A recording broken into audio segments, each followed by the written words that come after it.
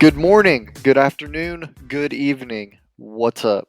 Episode 33. We're here. Lock Up Podcast. We got the Dutch Grand Prix this weekend. Just came off the back of Spa for the second race of the triple header. Christopher, how we doing? Spa. I'm still not over the weekend.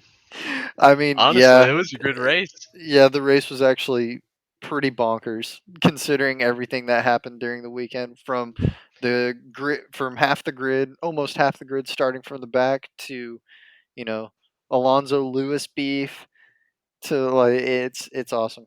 I love it. Yeah. What did you think of the race? Question. Question? Oh no, uh, dude, that hurts saying out loud. But I mean, oh, you know what? Compared to the Canadian GP and compared to what was the one that we said beat it? Man, oh, I don't know. We had like two or three good races. The British GP was fire. yeah, British GP was fire. Um, oh no, yeah, the British GP was stupid fire. Freaking, we had Joe like 360 dark That slide was. across the fucking Oh grid. yeah, Like it was holy hell. Yeah, that one was fire. How did that's the Spa best stack up to race. these? I'd say honestly, I could probably put it at a more exciting than Canada, but equivalent level. Because like the start of the race was insane, man. Like everyone was so tightly packed. We had action from the get go. We had Lewis Hamilton doing a wheelie and catching some air. We had what's his name? Gotifi, doing his thing. Uh Just going and then wide, man. after a while it just became kind of dull, but I mean, it's to be expected there, I believe. Yeah, and speaking of Goat Tiffy, I mean, apparently, it is on record saying that. I mean, hey, if he does good the second half of the season, maybe he can re-sign for that Williams seat. But having Spa and going a little bit wide and taking out VB in the process and ruining your race, it's not a good start. Not a good start at all for the Goat TV, I will say. I mean, I think we've been saying it for a while here. His days are numbered. His days are very numbered. I don't The know. writing is on the wall. I don't know how long he has, but I'll tell you what. If that conversation did happen, where oh yeah, man, you can still save your season. Spa was not a good step. That might have I think wrapped it that's. up right there. I think honestly, up until Spa, he didn't have pressure because he thought he was done, and now he's like, "Oh, should I have a chance?" And then he just oversends it. Oh shit, I have a chance. I mean, yeah, I hate ripping on the guy, but like, I mean, I'm just gonna keep it real, dog. From the start of the season to now, yeah, maybe you were gonna come back turning a new leaf, which unfortunately that wasn't the case this weekend. You went a little wide, you lost the back end, and bada bing, bada boom. It happened. One Like Valtteri off the track later, and I had yeah. about three. It's James. He's got dude. Like shit happens, man. Sorry, Goat TV. But speaking of that, Well, piggybacking off that again. Go ahead. What were you gonna say? I just want to say, I just want to try this out before we go in there. If you guys are checking us out, drop a comment on the video. I want to see if we get some engagement going. Let us know what your predictions are because we're going to do our predictions at the end. So, check us out. Give us a like. But if you're on streaming, then just listen in, and yeah, you could tweet at us for sure. Like we'll tweet at you guys also. Yeah, But the Twitter's yeah, popping sometimes, but dude, yeah, Chris, perfecto plug. Yeah, sorry for the shameless plug, but yeah, you know, ch- check us out, all of our handles, and he said it beautifully, so I'm not even gonna keep going on that. But yeah, man, back to what I was saying about Mick, like, or not Mick, about Goat Tiffy. If his seat is up, what's this shit I'm hearing about Mick talking to several people, including Williams? honestly, I think if I'm Mick, Williams is definitely a little bit of a step down from Haas as far as performance goes, but getting into that Williams car, he would be racing alongside Albon, so that's some good competition for him, and it gets him away from Ferrari. Yeah, it gets him. Yeah, because with the oh man, with the way things have been going over there, it's. I mean, apparently, I did see something. I don't know if it's cap. I don't know if I didn't really look into it like a lot because I saw it right before this podcast episode, and I just kept scrolling. Apparently, apparently, Mick is out of the Ferrari drivers academy starting in 2023. Yeah, I also saw that today, and this is why I said that it gets him further from Ferrari. Because I mean, think about it. Yeah, going to Williams next year, short term, it's not a great play because Haas is doing pretty good. Like they're rivaling with Alpha Tari this season, which is definitely a step up from being dead last place last year. Yeah, just Uh, trying to get points. but on that note, like, where do you move up from Haas? You go to Alfa Romeo, who has issues with reliability and finishing their races, and not to say they're doing bad, they're doing mid, but like I they're mean, not the doing whole anything exciting. pipeline to Ferrari right now, dude. And then what happens? You get to Ferrari, and then the team chokes the strategy every weekend. They can't have a reliable car whatsoever, and there's not to mention they have long term contracts for their two top drivers. So like Yeah, the it's opportunities in the Ferrari umbrella are very limited and not that promising. the stock is Whereas, super low in them right now too. yeah, and whereas if you go to Williams, like yeah, you're in Williams, the worst of the Mercedes teams, but that's still a path to the Mercedes seat. And there's one driver in Mercedes that's on a year to year, and he's about to retire anytime soon now. I mean, he's getting old. Uh, he's also the greatest of all time right now. So, I mean, there's going to be a seat opening up in Mercedes soon. So, if I was smart, I'd be trying to position myself in the Mercedes umbrella to get that seat. Yeah, I mean, man, you just set my brain into motion right now. Holy hell. Okay. I definitely agree with you because right now being in the like man, I know Antonio Giovinazzi this silly season, his name's being tossed around a little bit. I'm gonna keep it real. He's been flying under the radar for me, so it's like, if it happens, cool. If it doesn't, whatever. In my opinion, tell me if I'm wrong.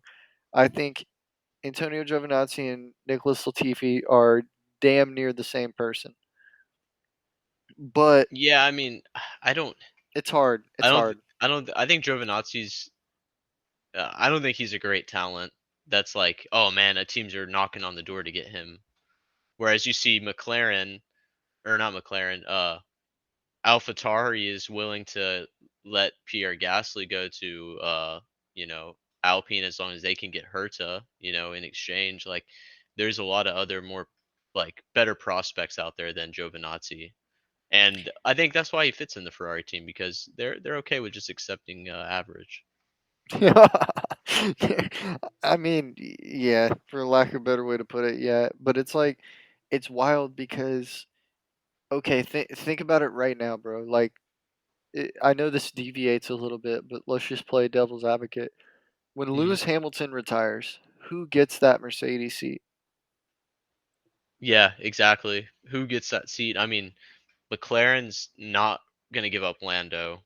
I don't. I I don't think think. they're literally gonna have a chokehold on Lando until Lando wants to leave. Yeah, Lando is locked up, out of the question. Um, And then we have Aston Martin. They're definitely not looking at Lance Stroll. They're definitely not looking at Alonso because he's He'll be the same he's one year to year deal as Lewis. yeah and I mean it only makes sense that if they keep George Russell, he's their number two right now. When Lewis retires, he's going to be their number one guy. Oh So you yeah. want to bring in someone that's going to be able to support him and maybe someone you can train up to take over as number one also down the line. which is where you might want to go for rookie. Maybe you get a Alex Albon in there, or maybe you get a Mick Schumacher in there, or maybe um, yeah, I don't know. I think those make sense. I feel like whoever goes to McLaren, McLaren's trying to be in a top team, so I don't think they're going to be willing to trade their drivers up to Mercedes. Yeah, And I think Aston McLaren is going Martin, to be a Red Bull-esque team now, just revolving the door around Lando. yeah, and then Aston Martin, like we said, they're they're trying to pave their own path, and they're not really getting any drivers that they're going to lose because obviously Daddy Stroll wants his son on his team. Yeah, and yeah, of course. And it seems to me that since they have the whole I need Stroll to remain on Aston Martin energy, man, it's so hard. The mysterious case of Lance Stroll, it's so hard to like always blame like oh, he's just on Aston Martin because his dad owns the team and he happens to be a pretty decent driver and he's perfectly mid. He does just enough to justify him being in F1 and being in Aston Martin, but he like flies on under the radar because you still have to make the like argument of well he's just there because he's his son. But and it's like almost taking away a seat. But at the same time, he's proven many times that he belongs in F1. But that Yeah, holy I think he belongs at Aston Martin. dude, little deviation. Did you hear that? Some lightning just struck right by my house, dog. No, Yeah. I didn't hear that, but that's pretty hardcore. And I actually thought of a scenario for you because this you got me the wheel spin on this Mercedes stuff. Uh, they got Alex Albon and Williams, right? I And that was really a like that loan. pick for them. That was a loan from Red Bull because he's a Red Bull driver. I don't think that Red Bull lets Albon go to. I mean, is he out of their contracts? I guess maybe entirely. I don't know, If I'm not but it seems mistaken, I like can't think about it right off the top of my head, but I'm almost positive that on his helmet branding, there's still Red Bull stuff on it. yeah. So I don't think they would let him go to Mercedes. And I think hear me out on this scenario. What if Alex Albon goes over to AlphaTauri? Ugh. But Mick goes over to didn't Alex Williams. just sign like a 2-year deal? Yeah, I don't know. Maybe he I did, mean, but that's true. let's say I mean, I don't think Lewis is retiring next year. No, I yeah, think you're Lewis is right. going to give it a couple more. But let's say they pull in Mick Schumacher to Williams. Then in a couple years, Albon's contract's over. Red Bull wants him back. They get him in at AlphaTauri, or Checo retires. They bring him right up to a Red Bull seat. Dude, the, this silly season is setting up so much for the next even just 2 seasons. Dude, This there, is yeah, going to be there's going to be one piece because no piece has moved yet. Once that first domino hits, it's everything's going to start cascading down. dude, hell's gonna break loose, man. And I mean, I thought it started with the Seb retiring, and then Yeah. Alonso trolling the whole grid. That set a lot of stuff in motion. So Well, the we'll three see. big And then pieces right now is Seb retiring, Alonso trolling, and McLaren preemptively already buying out Danny Rick off the team option before they even actually have security on a driver. yeah, we were talking about this a little bit earlier today, and kind of like break that down for everyone. What's that situation like right there? Okay, so the mastermind Alonso at the last day of Oscar Piastri's contract, reserve contract, or you know, test driver contract with Alpine Academy. On the last day, he declared he signed his new contract with Aston Martin, then promoting Oscar Piastri to the starting role seat for 2023 and onward. Well, since he did it on the last day, Oscar had no say in them announcing that because that's in his contract. He goes out, we all saw it, 300,000 of us on Twitter saw it. He's obviously not racing for Alpine. So McLaren doubled down and said, okay, Oscar Piastri is coming here because clearly we have a huge disconnect between Daniel Ricciardo and our team. Zach Brown, I'm looking at you. But since that happened, they come out and announce that Daniel Ricciardo and McLaren F1 have mutually agreed to part ways. It comes out McLaren obviously bought out the rest of Daniel Ricciardo's contract, freeing him up from the last year option, and they have a driver's seat open, thinking they're going to get Oscar Piastri. Alpine says no, no, no, no, no, and waves the Matumbo finger in McLaren's face. So Alpine are going to fight the ruling on his contract, saying that's totally not allowed. Of Oscar Piastri just completely saying he's not going to race for our team, and then immediately going to sign a McLaren and like the 1-to-1 rivalry competitor. There's no way that's happening. So as of right now, I don't know the ruling, nor do I know if it's even been ruled if that's legal or not. So McLaren could be double jeopardy in trouble because not only did they completely buy out $20 million worth of Daniel Ricciardo's remaining contract, they don't have a driver actually confirmed for next year with a slim pickings market right now. And Oscar Piastri being a pretty hot commodity, but he's in hot water with Alpine. Yeah, what do you call that? You're up Shit's Creek without a paddle. Yeah, no, that's 100% what you call that. And I'm not gonna lie, McLaren getting double finessed at the end of this season might be the cherry on top. I mean, it just shows the downward spiral they've been on for the last 2 seasons now.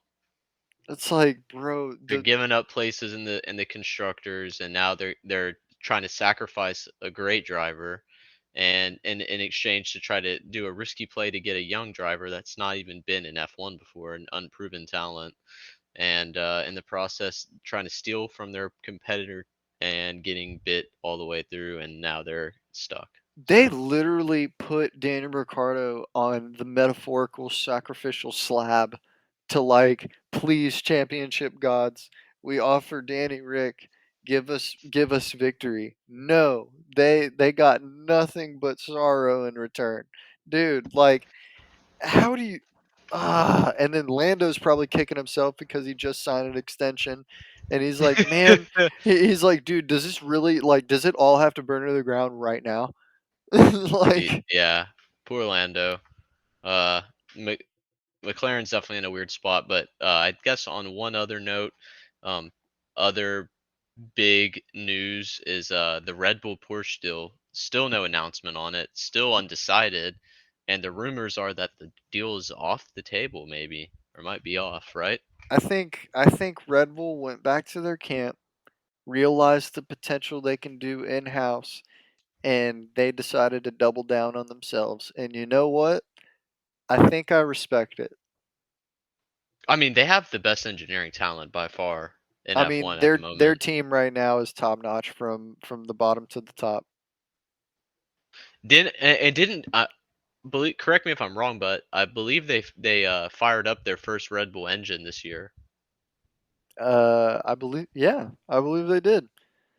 Yeah. Like that's So and it's going to be a championship car. yeah, I mean down the line whenever they decide to run it, I mean I'm pretty sure they're going to be sticking with the Honda power until 2026, and I think 2026 they're going to have new engine regulations, I mean, which is isn't why isn't this engine that they have now? It's built by Red Bull. It's just not heavily designed by Red Bull. It's all designed it's by still Honda. it's still Honda engine, like all the components, but Red Bull Okay, powertrain assembles it, and then maybe they do some things. But I also believe that they have their own power unit that they've been developing as a side project, and they fired it up this year. It's a 100% Red Bull powertrain or power unit. interesting. Okay, so I guess they're Yeah. basically betting on themselves until they feel like they have to partner with someone really because right now they don't have to partner with anyone if they didn't want to. Mhm. Interesting. Yeah, and I I mean, honestly, for Red Bull to go with Porsche, like it's a team that's not in F1 already, so it's like super risky. Like, why not just bet on yourself? I guess. So we'll see what happens with that. That still hasn't been announced, and especially now with Audi coming into F1 in 2026 with their own team, like there's a lot of Yeah, like a that's lot a of things lot in of motion. that. Dude, the next couple years with how this silly season has gone, and with that major deal, almost just being at a stalemate or not decided, or like you said, maybe terminated altogether. I just like I don't know, man. I don't know how Porsche gets their foot in the door with any other team because I mean Red Bull was the only other independent team besides Renault. It's Red Bull powertrains and then Renault, and then everybody else on the grid is either Ferrari or Mercedes. So it's a weird spot for Porsche to be in now that basically at the 11th hour just nothing Oh, happens. here's this one. So Porsche and Audi are both in the Volkswagen group. What if the reason the deal's not going through is because now Porsche's like, well, why don't we just work with Audi? Does Oh. this open? And then also, does this open a window for another American team on the grid? I mean, hey man. So what is Audi going to buy out another team or just be an 11th team? I I thought they were going to be their own team because they're already partnered up with what's it called? I No, can't think. Old I have team. to I have to look into it more. I'm still very new to that new partnership deal, but What so was the they're team that Red Bull bought when they first came into F1? Sauber. Yeah, I'm pretty sure it's an Audi Sauber like team. really Yeah. because Alfa Romeo announced, I think this past week, that they weren't expected to partner with Sauber F1 after this year. Yeah, I think Audi is buying Sauber and it will become the Audi's F1 team. Okay, that actually makes total sense. Yeah, And and Alfa Romeo and their deal ends in 23 because Audi's going to take over. They're purchasing the team. Yeah. holy shit, okay, that makes sense. Oh damn. Okay, yeah, this is gonna get spicy. This is gonna get spicy. Who do you? Okay, anybody on the grid right now? Who do you put on Audi? Who would you pair up? Mick. Okay, you put Mick on Audi Uh-huh. because it's all German And then engineering. exactly. Mick and then you get Vettel out of retirement. Dude, there we That go. We would got be it. crazy. 4 But year. 2026 is a whiles away. I don't think that's About to happening. say, So I don't let's think let's that's in think the about it. cards, Like brother. it'll probably be Mick Schumacher maybe, and then well we'll see what happens with him. Maybe sneaks into Mercedes with this William talk. But otherwise it could be like Mick and a young driver. That'd be a cool team for Audi. Like And yeah, and speaking of Mick going places, because obviously, like you said, this silly little Williams talk. What's going on with Gasly, man? What's the deal with him and AlphaTauri? I thought he was locked up. yeah, I mean it seems like he's locked up, but I think there's both parties are open to letting him walk away and go with Alpine as long as they get something in exchange. Because like we've been saying, Gasly's kind of hit the max limits of the AlphaTauri, but maybe not. This year's kind of slipped off a little bit. Red Yeah, Bull's he happy with definitely Checo. he got complacent this year for sure. This year was his Red Bull complacency. Red Bull's happy with Max and Checo. I don't think they're really that interested in bringing Gasly up to their team, or else they would have made that move. And not to mention Alex Albon's on the grid, so he's I getting was about to experience. say, I'm gonna keep it real. I do love Pierre, but I think I'm snagging Alex one more time before I snag Pierre for the Red Bull seat. Yeah, exactly. I feel the same way. So I think that's kind of the situation, and I think they want to do right by Pierre Gasly and giving him the opportunity to go to a French team with have two French drivers. Like that's pretty cool. And then in exchange, they get Herda and a young talent. So Yeah, I we'll mean, see what yeah, happens. that it would be Who good. knows? It's just weird. It just sets so many dominoes in effect because if Gasly goes to Alpine, where does Ricardo go? If AlphaTauri gets Herda, where does Ricardo go? If Mick goes to Williams, where does Ricardo go? Haas? Does he go to Williams? Does he get the Alpine seat? Does he get like eh, I feel Ricardo? like if He anything, he has the Danny, choices. yeah, he's in the best situation because we'll see what happens with once the dominoes fall. Like he'll have plenty of options. Well, I guess maybe he doesn't have the best choices. Then he's kind of just stuck going wherever everyone else gets Okay, I'm gonna set up say at. it. If Mick Schumacher goes to Williams, I want Daniel Ricciardo in the Haas seat. I like it. I'm a fan. I don't even care, man. America's F1 team, Daniel Ricciardo, Kevin Dude, Magnussen. let's get it. Let's make That it happen. Come yeah, on. 100%, 100%. I want him in that hot seat if that's the case. I don't even care. He can Yeah, race the white Ferrari. I'm on board with that. Uh, dude, that would be kind of cool, actually. That'd be super fire. But I mean, I guess let's go ahead and inch our way to race predictions. But before we do Well, that, let's do a little driver standings. Yeah. oh yeah, yeah, exactly. Go ahead and hit him with the standings, my guy. Alrighty, driver standings. If you listened to the last episode, nothing's changed since then because we did a recap. But obviously, P1, Max is the GOAT Verstappen. Well, the future GOAT. We still have Lewis Hamilton on the It's grid, true. all It's right? true. But Max is up for 284 points. He's about like 90 points ahead of his teammate, who's P2. Checo, P2, 191 points. Uh, he just overtook Leclerc in this last weekend. So P2, So Checo, tough. P3, Leclerc, 186 points. Followed closely by Carlos Sainz, who just passed George Russell for P4. Uh, and Carlos Sainz is 171 points. George Russell is 1 point behind him at 170. Lewis Hamilton coming up after them, P6, 146 points. And then Lando Norris, the man that's doing all that he can in that shitbox of a McLaren, Dude, 76 points. it's almost actually looking at this grid stand or looking at the standings right now. I almost want to say that's impressive. That is extremely Yeah. impressive for him doing that.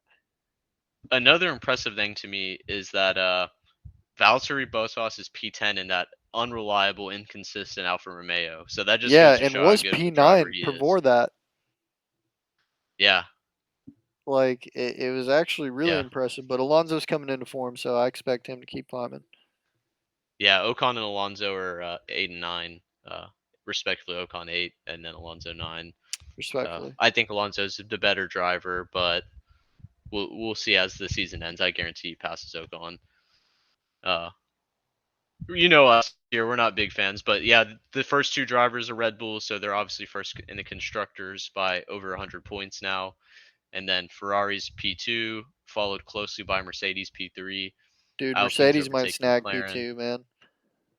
Mercedes can easily snag P2 with how shitty Ferrari's been this year, Literally by even the though they end of have the this triple championship header, car. they could have P2. Yeah, I could see that. I feel like we're going to get a Ferrari DNF here one of these races. Ooh, God, man, you got to be But optimistic, brother. now I'm over it, dude. I'm over it. Yeah, Oh, I don't that's have to be tough. optimistic. Oh, that's tough. But yeah, Williams with 4 measly points, all held by the boy Alex Albon himself. And then Yeah, that's the goat right yeah, there. yeah, that guy's awesome. One thing I've also noticed is Haas is they're almost like they're barely like 20 points behind Alfa Romeo. So if they could pick it up, maybe they can beat Alfa Romeo. That would be kind of impressive to If see. Haas could go to P6 from dead last year, and probably one of the most abysmal seasons I've ever seen an F1 team have in a year, if they dude, that sounds super harsh, but it's the fucking truth. Like it's so true. But if they can go to P6 after that year, I I want Daniel Ricciardo on this team. Yeah, I think that Yeah. would, but man, that makes it even weirder for Mick to want to leave them. But like we said, if he's playing the long game, it's probably better long term for him to get out of Ferrari cars. Yeah, you could be right, man. You could be right. But Yeah. with those standings, I mean, we do have a spicy weekend coming up, the Dutch Grand Prix. But since we're a race in after the summer break, what teams are in form and what teams are just haven't changed? And I tell you what, I already know team number one on that haven't changed list. Yeah, team number one hasn't changed. It's Ferrari. If anything, they've gotten worse. Like we have, usually they would kill it on Saturday. This Saturday they were They running had around like a no chicken with pressure their head and they cut picked off. the wrong tires. They had pressure. They had pressure for sure because they have to come out this weekend and do good, or else like they're giving away the championship. And they came out.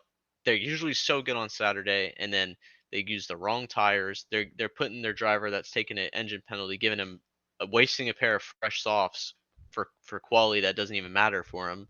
And then they're towing the wrong drivers. Like you're supposed to be giving Carlos Sainz, the guy that can get first, all the tows, and then they're having him come out first. I don't know. They're just doing some weird They stuff. yeah they what do like it just I don't know what they're doing, and it's like they didn't even Not have a summer break.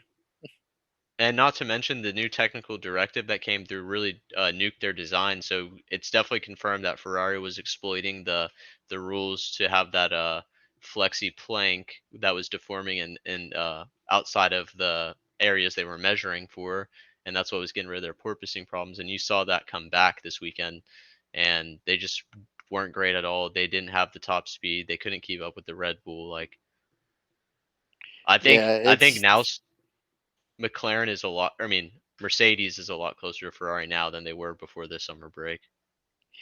yeah, actually you that actually is pretty spot on exactly how it went because I mean they just got that and like I hate to put it that way, but they just got and like it.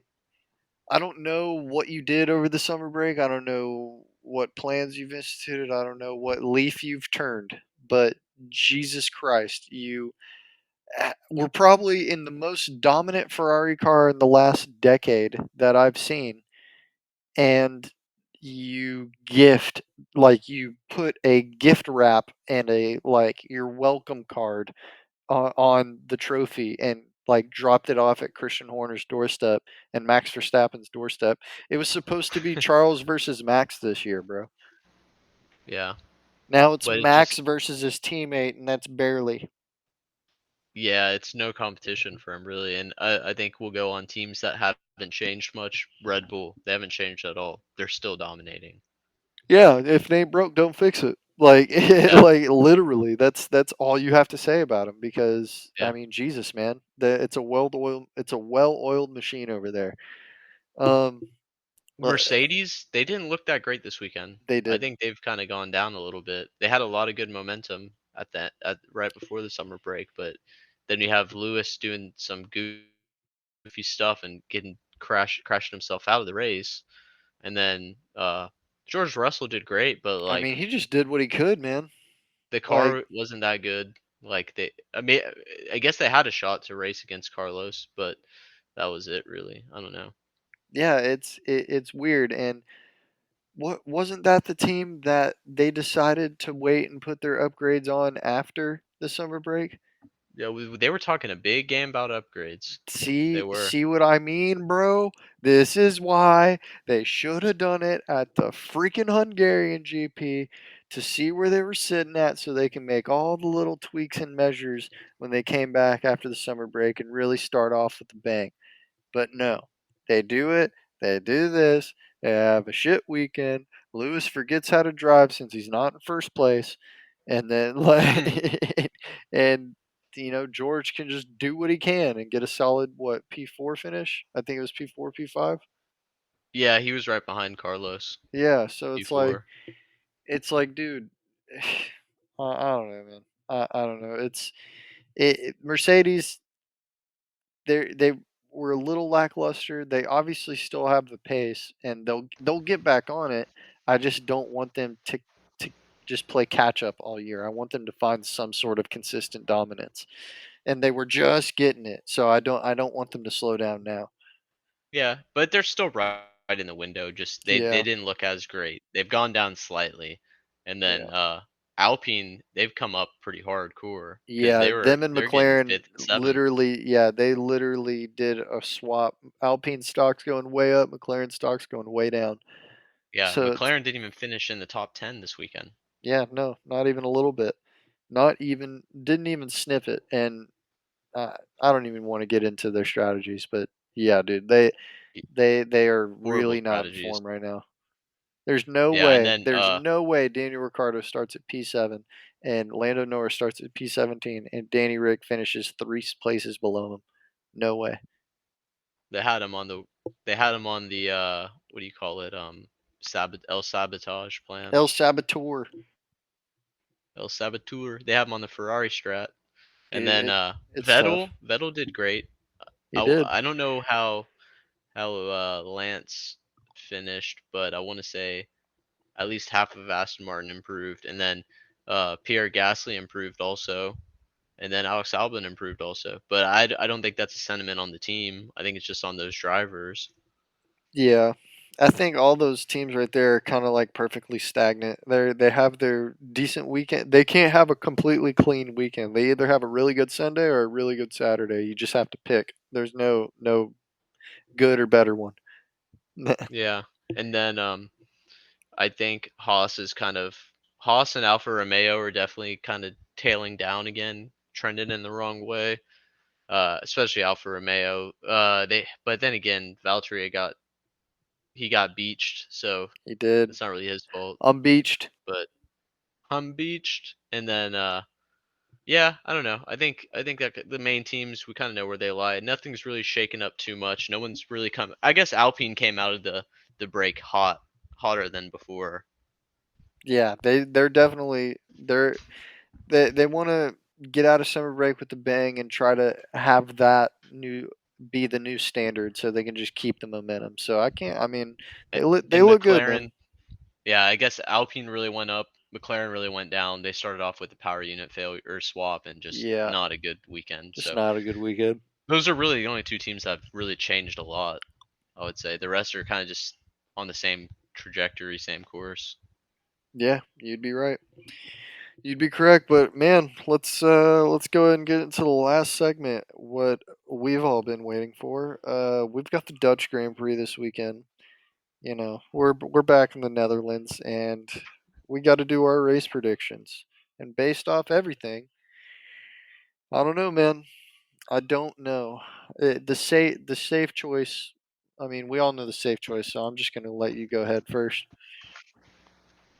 Max Verstappen's winning it. Yeah, yeah. He's got to win his home GP, right? Yeah, he's getting P1 for sure. I think we can both agree with Yeah, that I one. think that's the Now, unanimous. The lockup podcast co-signs Max winning. yeah, yeah. But what's the rest of the grid looking like? What do you think happens? uh, I mean, you know, this the literally the safe answer. You could go ahead and confidently say that it might be another Red Bull 1-2, with either one of the two Ferraris being P3 or P4, or one of the two Mercedes being P3 or P4. But but this track is weird and it's quirky. So it could aid to other cars. And I don't know the weather for this weekend. So it could aid to other cars a little bit differently because remember this is the track with the that huge like NASCAR looking bank curve with that Hmm. hairpin bank curve and then that long one coming into the last straight. Like so Yeah, yeah. They've it's got an them. odd track. Yeah, it's definitely an interesting track. I think the Red Bull 1-2 is the safe answer, but I feel like now that uh now that Leclerc won't be starting with a grid penalty, I think he should be up in the mix, and I think we'll see him get second. So I got Max one, Leclerc second, and then third place. Um, I think You it's know gonna what? be Yeah, George Russell. dude, you're my best friend, you know? I was I going to haven't been say giving that. him love. I was gonna say that. I think he's due for one. I think Max is gonna win. I like your opinion on Leclerc. Now I think it could be interchanged with. I think it might be Sergio Leclerc P2, but I will agree. If Leclerc comes in P2, Sergio's coming in P4 P5 because Carlos Sainz will be somewhere in there along with him fighting with Lewis. So Yeah, it, if Leclerc comes in P2, Sergio's going to be P4, P5, and Russell will be P3. Now, if Sergio comes P2, I think Leclerc is an easy P3, and Russell is either going back and forth with the Ferraris or he's racing his teammate Lewis all race. yeah, that's true. I think I'm the only reason I'm putting George Russell in P3 is I've been not showing him a lot of love this season, and I think he's been consistently really great and should have been top 5 all year, except for that kicking him out of the Silverstone because he's a decent human being and wanted to go check on Joe Yeah, I Guan wanted to Yu. go check on him. He even said before he ran over to Zhou Guan Yu, "Hey, bro, don't tow my car. It's still drivable. I can drive it out of here." And what do? He goes, checks on him, turns around, walking back. It's on the flatbed. Like Dude, it's they ruined his weekend.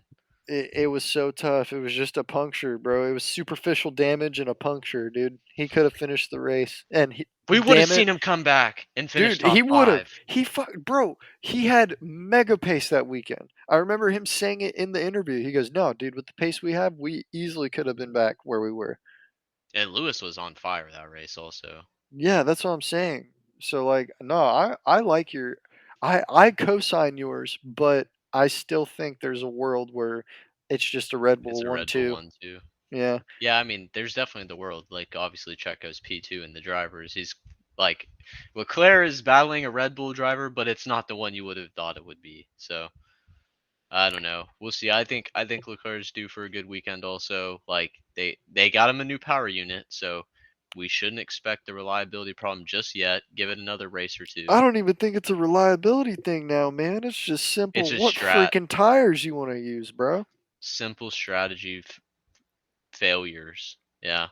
Yeah, Yep. I don't know. I'm trying to be a little optimistic, like you said. So I think he's getting second, and if he gets a surprise first, I would be so thrilled. I don't see that happening though. The yeah. odds are not It'll stacked. be that much sweeter if he does, though.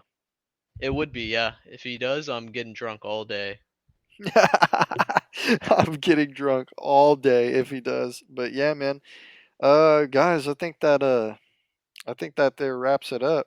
That was our That there driver wraps it up. Yep. predictions for the Dutch GP. Oh, you know Hit what him I with just it. realized? What's up? I'm racing this weekend also, so I Oh, let's hopefully can go. wake up early enough. I'm doing a little night race too, so I'm gonna get some cool videos on my other YouTube Race channel for weekend that. number 3. Let's go, brother. Oh yeah, check out Number three, Chris's YouTube and channel too. Plug that. yeah, you can check it out. Chicks in Garage, baby. Let's And go, so dude. I'm really using this weekend as a scope out because I want to do a lot of cool stuff to my project car, but if I start modifying it, then I get jumped up out of the stock class into the modified class. But I need to see what the competition's like. So I'm going to be out there pushing, trying to do good in the stock class, but I'm trying to see how I stack up with these modified drivers. And I then got you. I got you. from there, the opportunities are endless. I got this sweet little car, and I want to do some cool stuff to it. So we'll see what happens. But yeah, I'm racing this weekend, and then I'm gonna try to wake up and catch the race in the morning. But if I don't, I'll be watching the recaps or rewatching it when it's on re-aired or whatever. So No, yeah, yeah, hell yeah. That sounds perfect, dude. But yeah, guys, that is our driver predictions for this weekend. I'm stoked that we have a triple header, literally racing every single weekend for the next 2 weeks now since we had last week. But hit up our Twitter. Chris is doing an excellent job over there manhandling the Twitter at TLUPF1, all caps. Hit our Instagram at TLUP.F1, all lowercase. Catch us on YouTube, very obviously. Heyo. Uh, Catch our hey clips yo, on Twitter, anchor.fm/the lockup podcast. Literally on, I mean, just look up the lockup podcast and you will definitely find us on anything you're trying to search us on. But yeah, man, and make sure just show us some love on the comment section. Like, comment, subscribe for the YouTube folk. yeah, like, We comment, subscribe, appreciate, type beat. we very much appreciate all the recent love we've been shown on Twitter, man. It's been awesome. Chris has been doing an excellent job over there. Oh yeah, I'm glad everyone is enjoying me go spiraling into depression with Ferrari season and sharing some good jokes about it. So it's all in good fun. It's just banter and yeah, they love the engagement. So that was cool. Hell yeah, man. But we'll catch you later, guys. Y'all have a good one.